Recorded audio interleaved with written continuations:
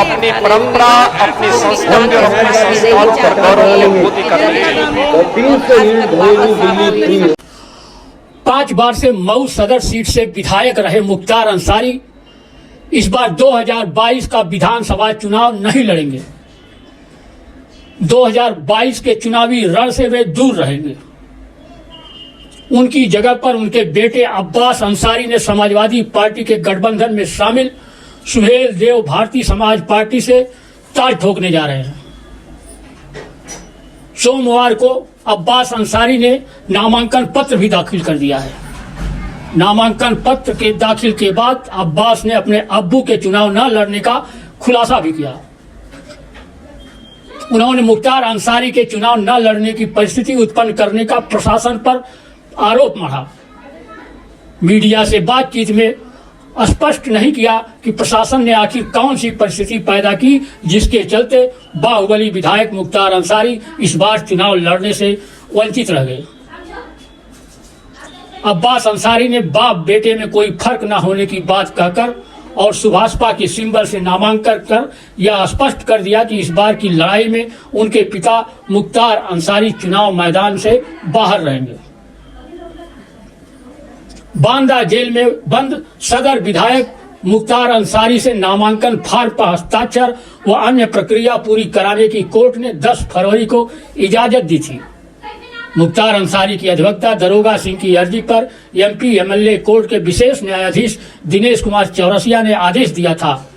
मुख्तार अंसारी के नामांकन पत्र व संपत्तियों और अपराध का ब्यौरा देने का शपथ पत्र लेकर उनके वकील प्रस्ताव को नोटरी अधिवक्ता व फोटोग्राफर को जेल में जाने की छूट मिली थी।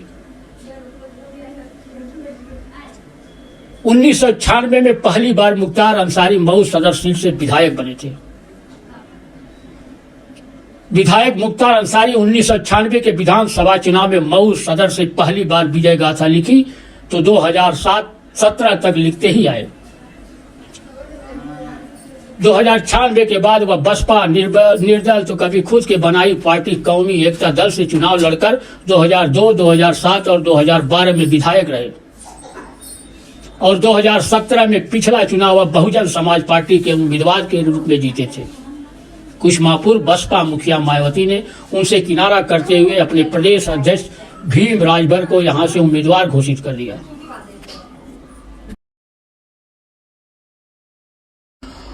अब बात करते हैं मऊ जिले की मधुबन सीट की। इस सीट पर तो सपा से पूर्व विधायक सुधाकर सिंह ने नामांकन तक कर दिया है। इसके बाद भी उनके राजनीतिक भविष्य पर संकट मंडराने लगा है, क्योंकि इस सीट पर बसपा से आए पूर्व विधायक उमेश चंद्र पांडे की जहां नजर टिकी है, वहीं सपा से गठबंधन कर मुंबई में बैठे एनसीपी के राष्ट्रीय अध्यक्ष शरद पवार की भी नजर टिकी है। राजनीति के रास्ते बहुत ही टेढ़े मेढ़े होते हैं, ऐसा खुद सपा मुखिया अखिलेश यादव का ही मानना है। वो अपने भाषणों में वाक्य का बहुत बार जिक्र भी कर चुके हैं। बहुत बार फैसले लेने में असमंजस की स्थिति भी बन जाती है। कुछ ऐसी ही परिस्थिति से इस समय अखिलेश यादव गुजर रहे हैं। मऊ जिले की मधुबन सीट पर उनके ही दल के 2 दिग्गज उनकी पार्टी से पर्चा दाखिल कर चुके हैं। उधर गठबंधन में शामिल राष्ट्रवादी कांग्रेस पार्टी एनसीपी की भी नजर इस सीट पर है। मुंबई में बैठे एनसीपी प्रमुख शरद पवार की नजर इस सीट पर खुद जमी हुई है। एनसीपी प्रमुख शरद पवार भी अखिलेश से यहां से अपना उम्मीदवार देने की डिमांड भी कर चुके हैं। राष्ट्रीय राजनीति में भारतीय जनता पार्टी के विपक्ष राजनीतिक छत्रपों में शुमार पवार की डिमांड को ठुकराना भी सपा के लिए आसान नहीं है। ऐसे में अनिर्णय की स्थिति में फंसे अखिलेश यादव लखनऊ में डटे मधुबन के नाराज नेताओं से भी मिलने से परहेज करते रहे।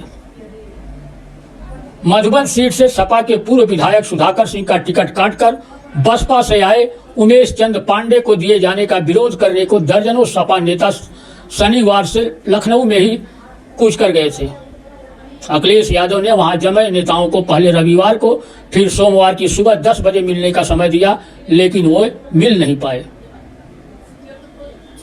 महाराष्ट्र में एनसीपी गठबंधन में शामिल समाजवादी पार्टी को वहां के चुनाव में 7 सीट दी गई थी।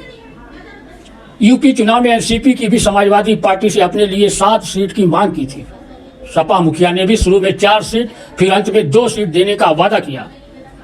सपा एनसीपी को 1 सीट अनूप शहर में दे चुकी है। वहां प्रथम चरण में चुनाव भी हो चुका है और एनसीपी के राष्ट्रीय महासचिव के शर्मा का भाग ईवीएम में बंद भी हो चुका है। एनसीपी की दूसरी डिमांड मऊ जनपद की मधुबन सीट की है। महाराष्ट्र सरकार में शामिल समाजवादी पार्टी के मुखिया अखिलेश यादव को उनका गठबंधन धर्म निभाने के लिए एनसीपी मुखिया शरद पवार ने रविवार को तीसरे पहर 3 बजे कॉल किया। उन्होंने मधुबन सीट से अपना उम्मीदवार लड़ाने की डिमांड भी रखी। इधर एनसीपी के उम्मीदवार महेंद्र सिंह नामांकन में लगने वाले सभी कागज पत्र दुरुस्त कराकर बैठे हैं। मऊ जिले के महुआर गांव निवासी महेंद्र सिंह डीसीएस के पीजी कॉलेज के छात्र संघ अध्यक्ष व जिला पंचायत सदस्य भी रह चुके हैं।